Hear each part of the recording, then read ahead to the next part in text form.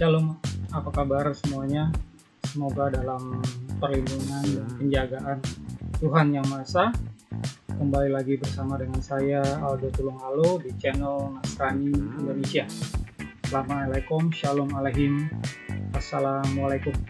Kita akan membahas tentang Dewa El Kanaan diadopsi oleh bangsa Israel sebagai Tuhan monoteismenya.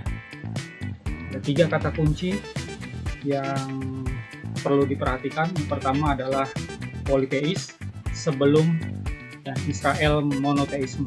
Jadi pada kesempatan ini kita akan membahas agama, sains, dan juga sejarah, ketiganya dalam satu paket video pengajaran ini. Kembali ke 3 kata kunci.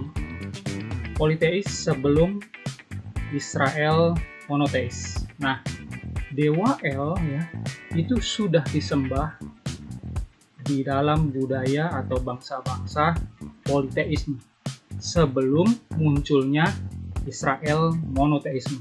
Jadi jangan kebalik ya, bukan begini, bukan Israel dulu lalu ada politeis, tapi ada bangsa-bangsa politeis dulu ya sebelum adanya bangsa monoteis Israel.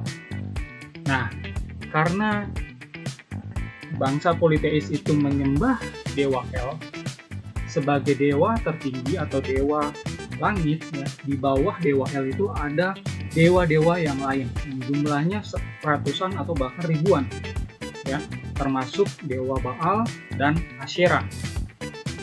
Nah, begitu masuk ke dalam ajaran Israel monoteis ya, Dewa El ini namanya diadopsi. Namun demikian ya, karena di sini monoteis berarti ya konsep tentang ketuhanannya itu berbeda. Ya. El di sini adalah Tuhan satu-satunya, tidak ada dewa-dewa yang disembah oleh bangsa Israel. Ya. Bangsa Israel menyembah Tuhan sesembahan yang bernama El. Di bawah El adalah para malaikat. Jadi saya akan menjelaskan ketiga kata kunci ini berdasarkan referensi-referensi yang sudah saya ambil, yang sudah saya pilih ya. Baik, kita mulai. Kita masuk ke dalam satu jurnal ilmiah ya.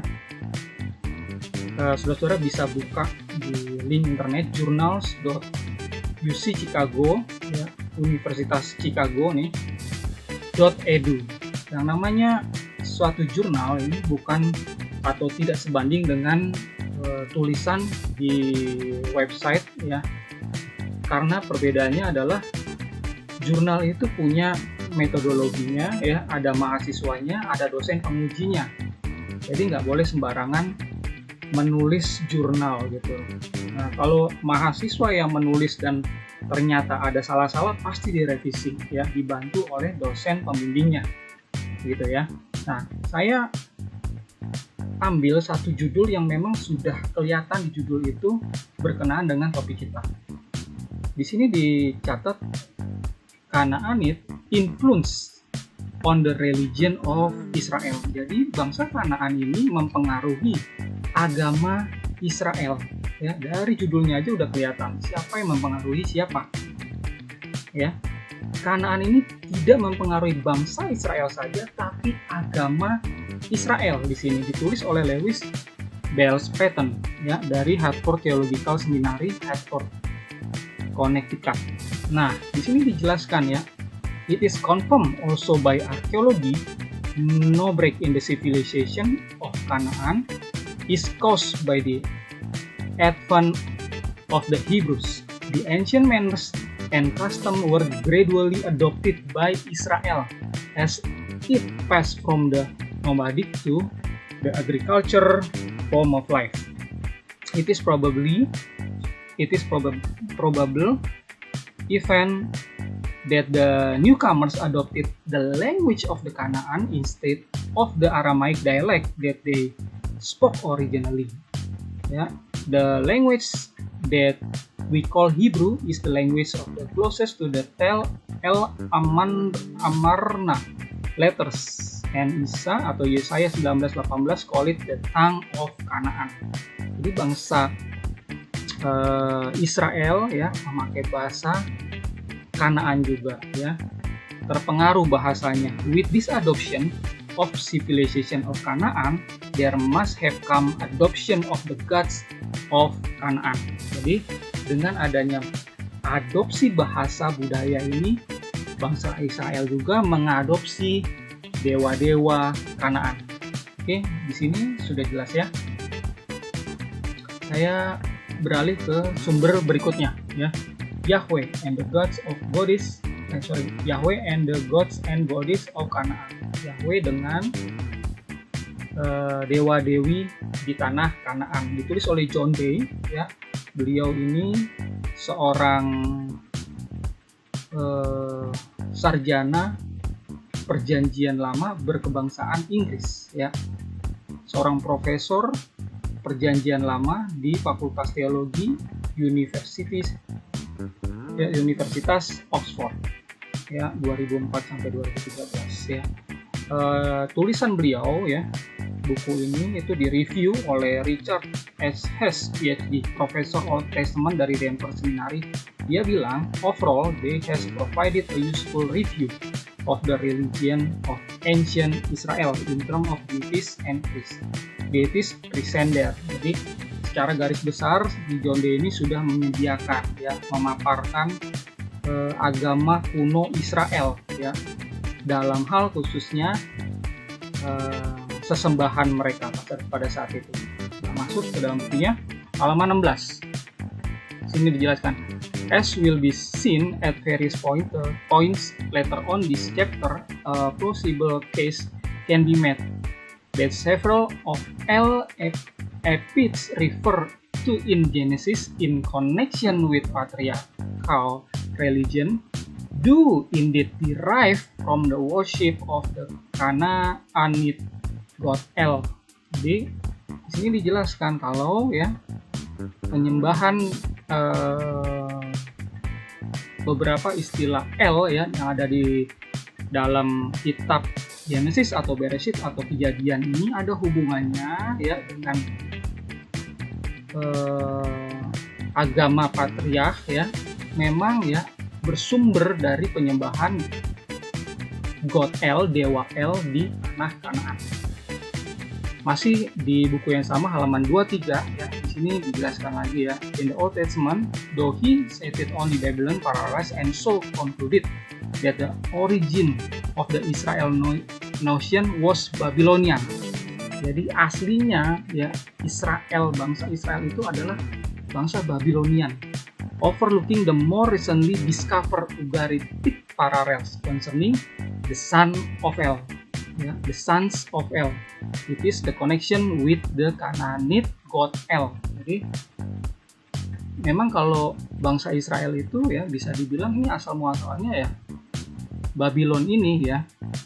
Terlebih berkat adanya penemuan Ugaritic text yang nanti saya jelaskan di slide berikutnya ya. Berkenaan dengan istilah sons of El atau Bnei Elohim atau anak-anak dari Elohim, ini berhubungan dengan dewa El di tanah Kanaan and his pantheons of gods. Jadi El punya dewa-dewa yang lain gitu, yang disebut juga sons of El ya, yang disebut juga Bnei El. Jadi sama ya. Saudara-saudara bisa pause video ini untuk membaca semuanya ya. Saya skip aja langsung.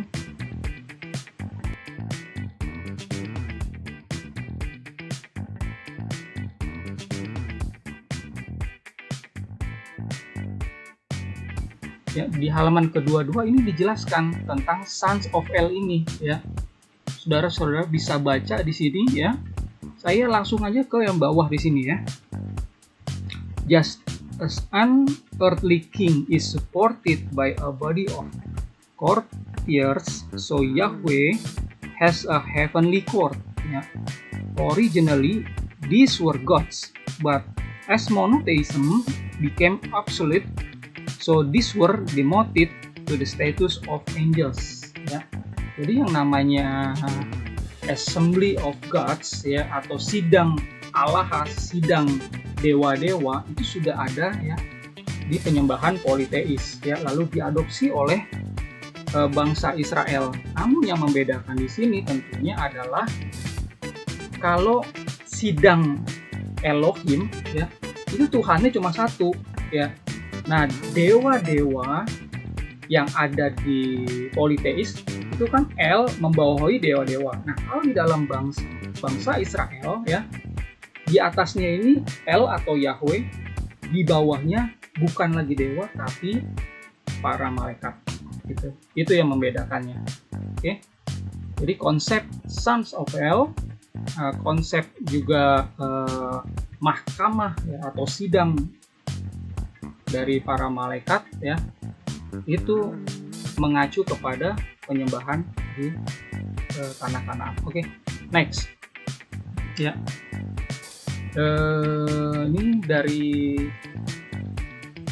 medmuseum.org, judulnya The Gods and the Goddess of Canaan, Dewa Dewi Kanaan. Ini jumlahnya ratusan, jumlahnya ribuan ya. Dari mana bisa tahu ya, ada informasi mengenai dewa dewi ini ya? Kan tidak ada kitabnya ya. Memang tidak ada kitabnya seperti kitab Kejadian dan kitab Musa yang lain ya. Yang ada adalah temuan arkeologi ya. Di sini ya, the tomb was part of the cemetery located in the area of ancient city of Ugarit, a center of wealth and commerce from about 1450 sampai 1180 sebelum Masehi.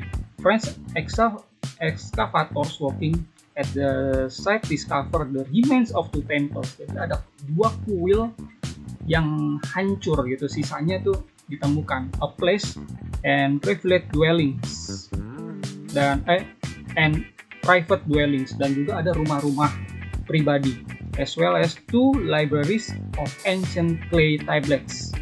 Jadi ada juga perpustakaan ya, tablet-tablet kepingan tanah liat ya, yang tercatat di sini hurufnya, alfabetnya itu memakai Ugaritic text ya, the major language of the city. Jadi bahasa utama di kota itu. Other texts were inscribed in Sumerian, Akkadian, dan Hurrian. Translation of the Ugaritic literary text provided the first insight into the religion of Kanaan ya. Jadi dari sini ya, kita yang di zaman modern ini bisa mengetahui ya, adanya agama kuno di Kanaan itu seperti apa. Jadi yang kita tahu selama ini kan dari Alkitab ya. Padahal kitab Kejadian itu ya, kitab Kejadian itu penuh misteri kan. Sebenarnya ini benar-benar terjadi atau tidak gitu. Ini kan perlu diuji ya. Jangan kita baca langsung kita meyakini 100% kalau itu benar-benar terjadi. Harus diuji. Kita harus dengan kritis mengujinya. Oleh karena itu kita uji dengan apa? Tentunya dengan temuan-temuan arkeologi ya. Lalu riset-riset yang lain, ada paleontologi, fosil ya, perbandingan naskah-naskah kuno ya, antropologi dan yang lain-lain ya, untuk memastikan ini apa yang kita yakini, apa yang kita baca itu benar-benar ya kejadian nyata atau tidak. Lalu kita bisa menarik manfaatnya dari situ tuh apa gitu ya. Jangan-jangan kita tuh meyakini oh ini sebenarnya kejadian benar-benar ya, kita meyakininya demikian, tapi nggak taunya itu adalah bagian dari mitologi, itu bagian dari mitos gitu. Nah, kita bisa mengetahuinya kalau kita punya pembanding, punya alat uji. Alat ujinya ya tadi ya, seperti saya bilang, sains modern tadi ya. Nah, di slide berikutnya akan tampil ya. Ini adalah site-nya, lokasinya. Ya, ada dua kuil reruntuhan di situ, lalu ada artefak-artefak yang lain yang ditemukan. Ini adalah tablet lempung ya, tanah liat yang di ininya permukaannya itu ada Ugaritic text ya. Lalu ada patung di sini. Di sini adalah disebutkan patung Baal ya. dari Ugarit ya. Seperti tadi saya bilang kalau El itu mempunyai banyak dewa di bawahnya, termasuk si Baal ini. Gitu ya. Di sini dijelaskan ya, beside El, the most important of the other gods were the Lord and king of the god Baal Hadad, the mother goddess Ahirat or Asherah, the sea god Yam, Baal sister Anak. Jadi ada dewa-dewa penting selain El adalah Baal Hadad, lalu Asherah, dewa laut Yam, lalu sisternya atau adik perempuannya si Baal ini yang disebut Anat. Lalu ada dewa-dewa yang lain di sini disebut ya. Memang banyak. Ya. Itulah dewa politeis. Ingat kata kunci yang pertama, politeis. Lalu saya ambil dari buku The Origin of Biblical Tradition, Hebrew Legends in Babylon and Israel. Ya. Tulisan dari Albert Tobias Clay ya. Beliau adalah seorang profesor berkebangsaan Amerika, seorang sejarawan, ahli dalam bahasa Semitik ya. Dia adalah profesor Asyriologi dan Babilonian, literatur Babilonian di Yale University. Kalau saudara search di internet, di Google atau di YouTube ya, ada juga seorang sejarawan ya, ahli Semitic language Asyriologi, namanya adalah Dr. Christine Hay. Nah, beliau juga memaparkan dengan baik di dalam video-videonya tentang apa yang saya jelaskan. Tentunya karena beliau ini adalah seorang doktor ya, dan punya banyak pengalaman di bidang ini ya. Saya juga belajar dari beliau, dari video-videonya ya. Dan itu juga saya rekomendasikan, bagus sekali ya, penjelasan beliau tentang apa yang ada di balik agama Israel, agama Judaism. Jadi, seperti itu. Oke, kita lanjutkan. Tulisan si Albert ini seperti apa? Judulnya The Creation Story, halaman 101 ya. Saudara bisa baca, intinya adalah ya, kalau Ilu atau El ini adalah sosok yang sama ya. Kalau baca di sumber yang lain ya, ketik list of deity in Sumeria atau dewa-dewa yang ada di bangsa Sumeria. Bangsa Sumeria adalah bangsa peradaban yang kuno ya, tapi sudah mulai ada tulisan. Itu dimulai 4000 sebelum Masehi itu sudah ada ya. Nah, bangsa Sumeria itu menyembah dewa yang namanya An, atau sebutan lain, nama lainnya adalah Ilu gitu ya. Nah, Ilu ini seiring berkembangnya waktu ya, berkembang juga jadi El. Ilu juga ada yang menyebutnya dengan Il gitu ya. Berkembang jadi El. Nah ya. Nah, di sini ada juga all names of temple in Babylon were written in Sumeria.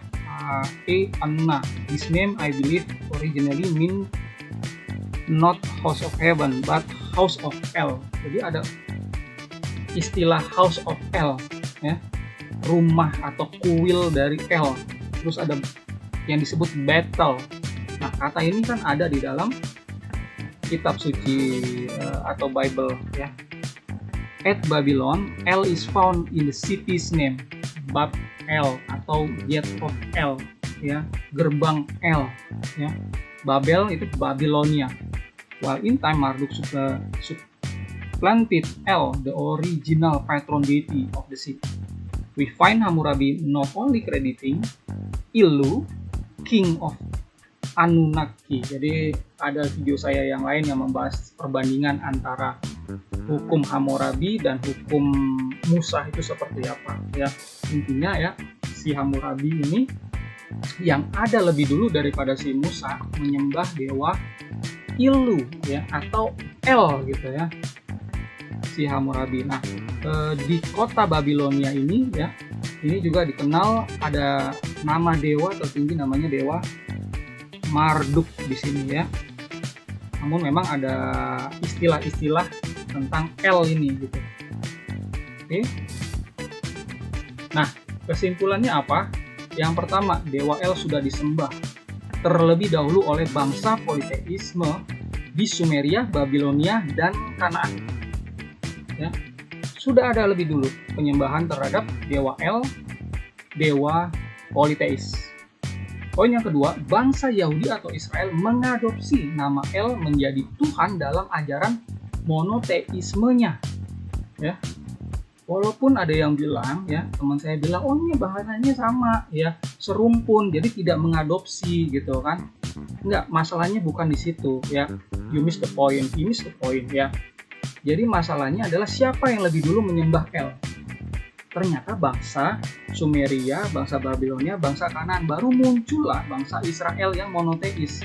Nah, bangsa Israel monoteis ini menyembah El juga gitu, tapi dirubah gitu konsepnya jadi monoteis. Berbeda kalau misalnya ya Abraham, Ishak, Yakub, lalu Musa dan patriark yang lain menyembah misalnya, mohon maaf ya saya sebutkan aja nama dewa yang berbeda, misalnya Anu-Anu gitu ya. Kalau mereka menyembah dewa Anu-Anu, berarti kan tidak mengadopsi nama satupun dewa politeis yang ada sebelumnya. Karena dewa politeis yang ada sebelumnya itu adanya ribuan, ya, ada di Sumeria, ada di Akadia, ada di Persia, ada di Babilonia, ada di Egypt atau Mesir. Itu jumlahnya ribuan gitu. Dan sudah ada El dulu. Nah, baru muncul ini bangsa Israel yang menyembah El juga. Makanya saya bilang ini mengadopsi.